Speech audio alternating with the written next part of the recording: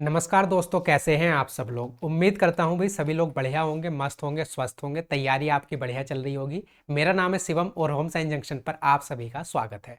तो भाई आज के क्लास में हम करने वाले हैं डी ट्रिपल एस पी का एक और पेपर जो होने वाला है D triple S P PGT political science का। और ये आपका जो एग्ज़ाम है वो हुआ था 14 जुलाई 2025 को शिफ्ट नंबर फर्स्ट में। तो इसके जो है आज हम जनरल सेक्शन के मैथ्स वाले पार्ट को कवर करेंगे।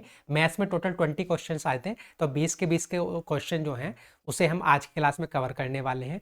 और आपकी जो क्लास रोज़ सुबह 11 बजे होती है लाइव मैथ्स की, वो ना तो कल हो पाई थी और ना ही आज हो पाई है। उसका कारण ये था कि मुझे कहीं बाहर जाना पड़ गया था, इसलिए ये वीडियो भी मैं आपके लिए रिकॉर्ड करके डाल रहा हूँ। तो कल से जो है हमारी डेली सुबह मॉर्निंग में जो है 11 बजे मैथ्स की क्लास चलेगी और इवनिंग में 9 बजे जो है आपकी रीजनिंग की क्लास चलेगी। तो सुबह मैथ्स की और शाम को रीजनिंग की कल से जो है वो कंटिन्यू रहेगी, है ना।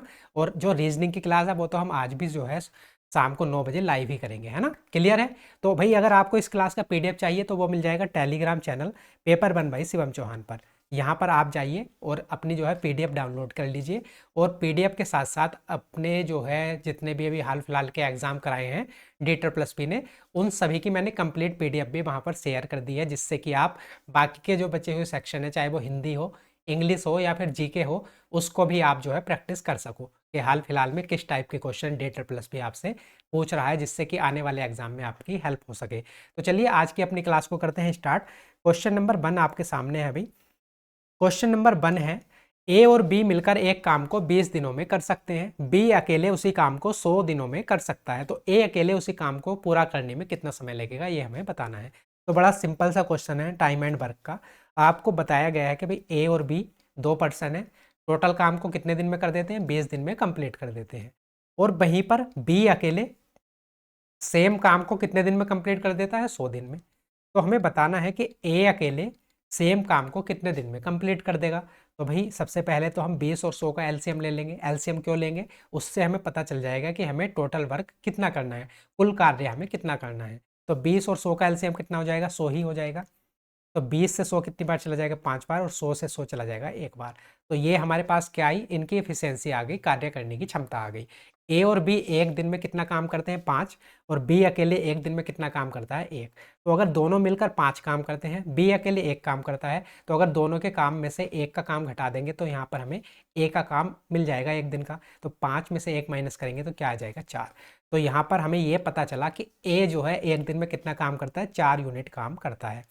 अब हमें बताना है कि भाई ए को पूरा काम करना है, और पूरा काम है कितना, 100 काम। पूरा काम टोटल वर्क कितना है, 100 है। और ए जो है एक दिन में कितना काम करता है, 4 काम करता है। तो उसको टोटल कितना समय लगेगा कंप्लीट काम को करने से, तो ये 4 से 100 को भाग कर देंगे, कितना आ जाएगा, 25। तो ए को टोटल वर्क कंप्लीट करने में कितना समय लगेगा, 25 दिन लगेंगे। हमारा फोर्थ ऑप्शन हो जाएगा करेक्ट ऑप्शन। क्लियर है, आगे बढ़े। अगला क्वेश्चन देख लेते हैं, क्वेश्चन नंबर 2। क्वेश्चन नंबर 2 है भाई, द नंबर, एक आपको ये नंबर दे रखा है, इज डिविजिबल बाई। हमें बताना है कि ये संख्या किससे विभाज्य है। 4 ऑप्शन दे रखे हैं, किसी ना किसी इनमें से ही विभाज्य होगी, और यही हमें बताना है।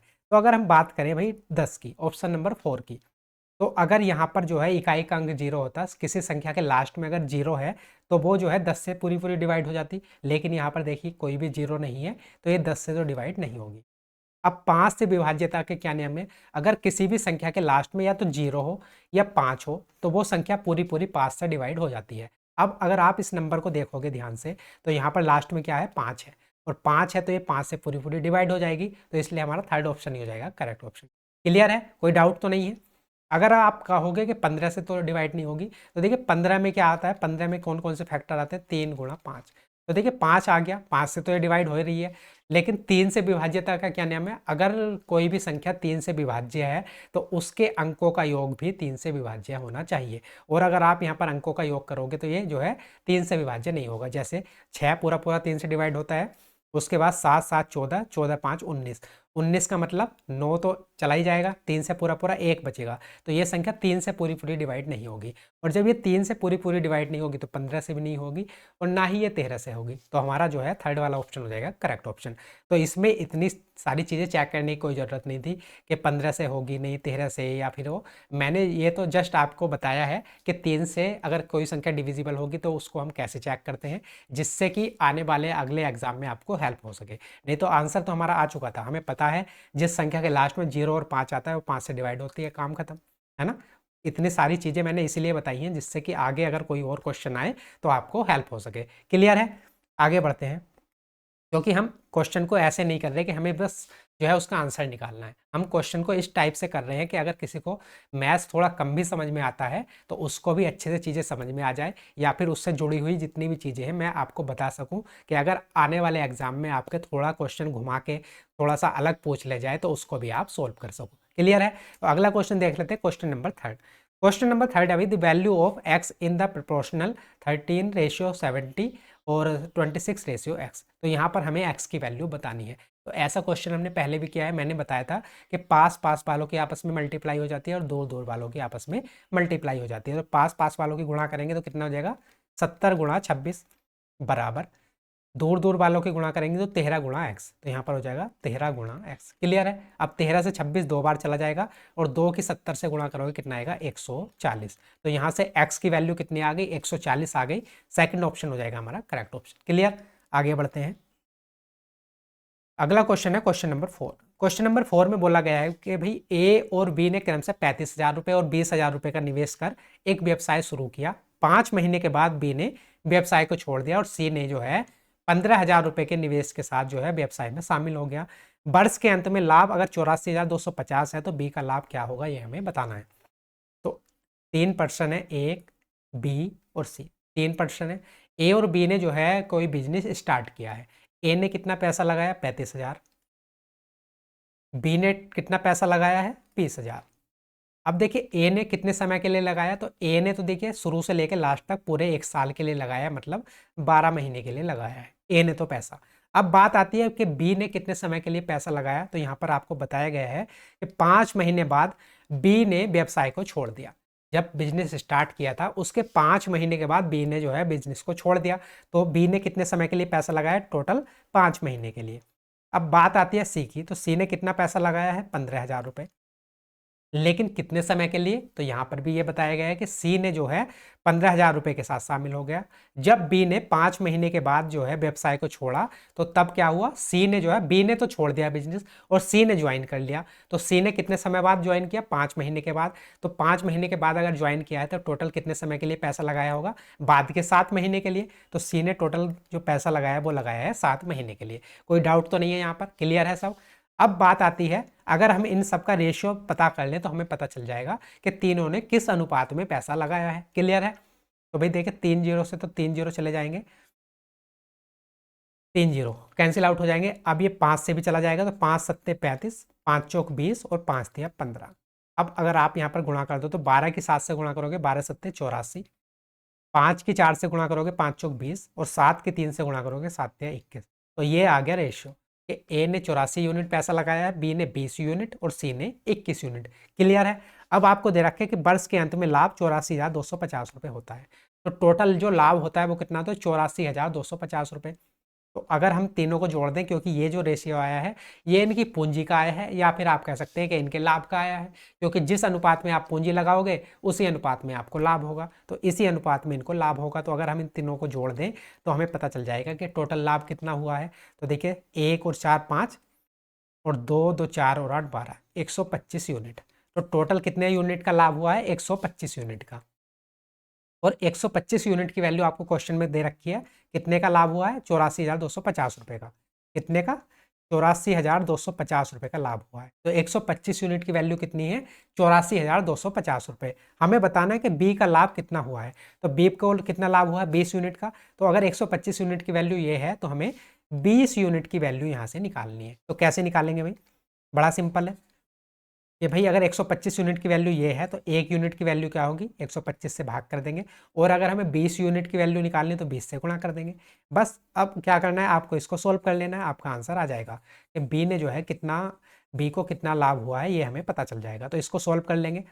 तो सोल्व कैसे करेंगे, देखिए 5 से सबसे पहले तो 5 से डिवाइड कर लेंगे, 5 दूनी 10 और 5 पंजे 25 और ये 20 से आ जाएगा 5 से, 5 चौक 20, 4 बार। क्लियर है, अब 25 से कितनी बार चला जाएगा, 25 तिया 75, यहाँ पर कितना बचेगा, 9 बचेगा। तो फिर 25 तिया 75, 5 80, 10 5 15 और ये हो जाएगा 17 और 25 सत्ते 175 और 0। तो कितना आ गया 3370 आ गया जब हमने 25 से इसको डिवाइड किया, और यहाँ पर है गुणा में 4। तो 3370 की अगर हम 4 से गुणा कर देंगे तो कितना आएगा 400, 4 सत्ते 28, 4 तिया 12 और 2 14, और 4 तिया 12 और 1 13। कितना आ गया 13,480। ये 13,480 क्या आया है, बी को लाभ जो हुआ है वो आया है। तो बी को कितना लाभ हुआ है टोटल 13,480 रुपये का। थर्ड ऑप्शन हो जाएगा हमारा करेक्ट ऑप्शन। क्लियर, कोई डाउट तो नहीं है, आगे बढ़ें। चलिए आगे बढ़ते हैं, अगला क्वेश्चन देख लेते हैं, क्वेश्चन नंबर 5।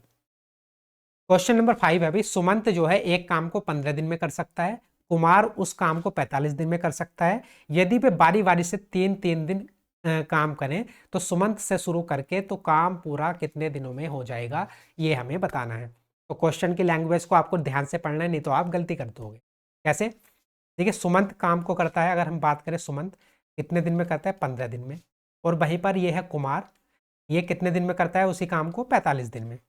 तो यहाँ से अगर हम एलसीएम ले लेते हैं तो टोटल वर्क पता चल जाएगा। 15 और 45 का एलसीएम कितना आ जाएगा 45 ही आ जाएगा। तो 15 तिया 45 और 45 की 45 से करेंगे 1।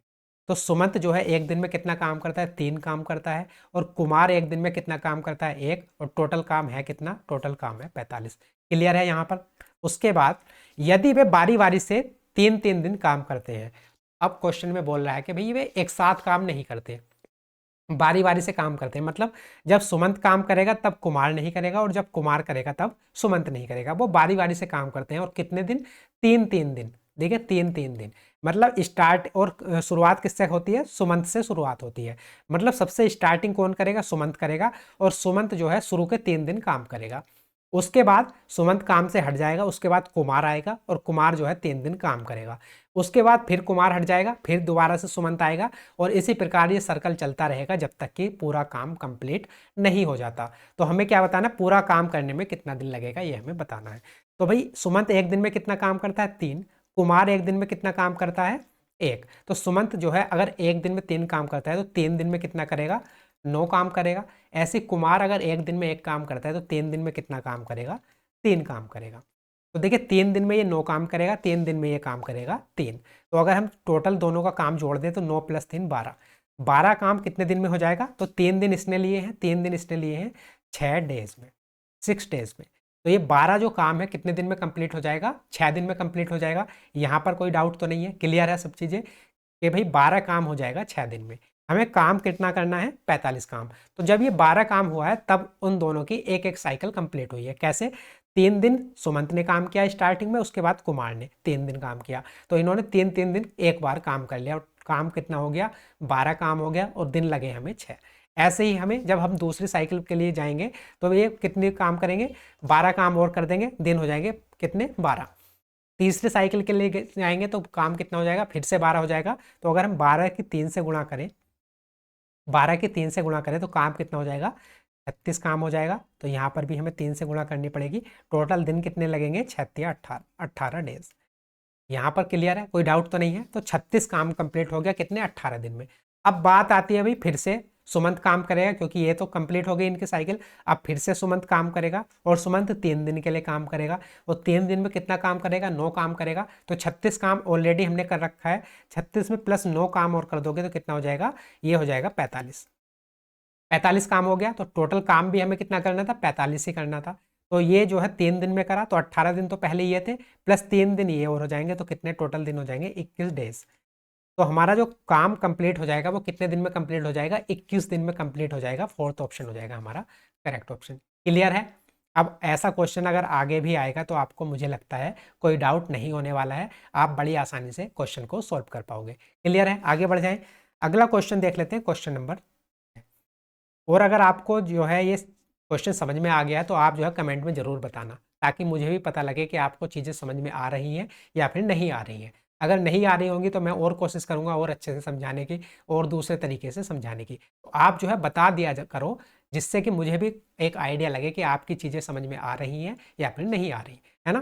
तो क्वेश्चन नंबर 6 देख लेते हैं। क्वेश्चन नंबर 6 है भाई, एक बस 14 किलोमीटर प्रति घंटा की गति से चल रही है।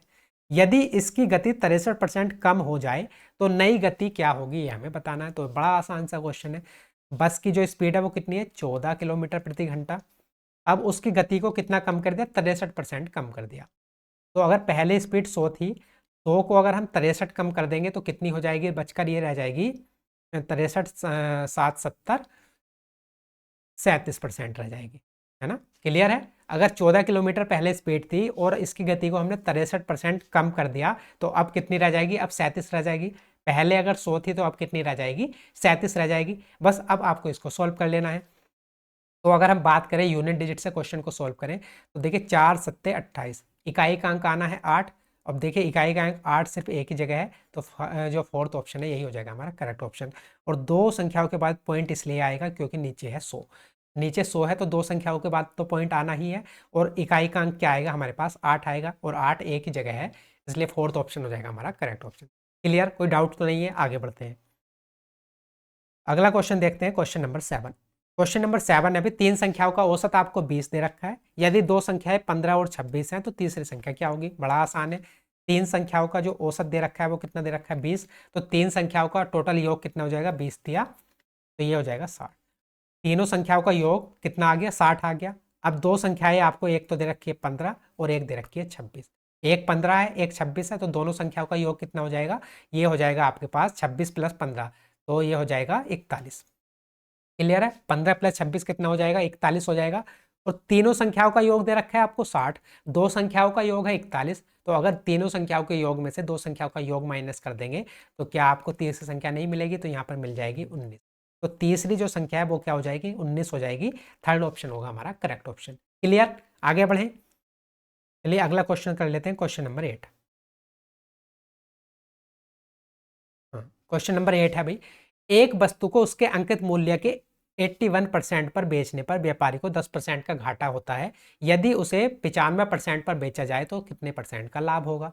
तो भाई यहाँ पर है ये कॉस्ट प्राइस, यहाँ पर है ये मार्क प्राइस, और यहाँ पर है ये, सॉरी इसको इधर लिख लेते हैं थोड़ा, ये है कॉस्ट प्राइस, ये है मार्क प्राइस, और बीच में है सेलिंग प्राइस।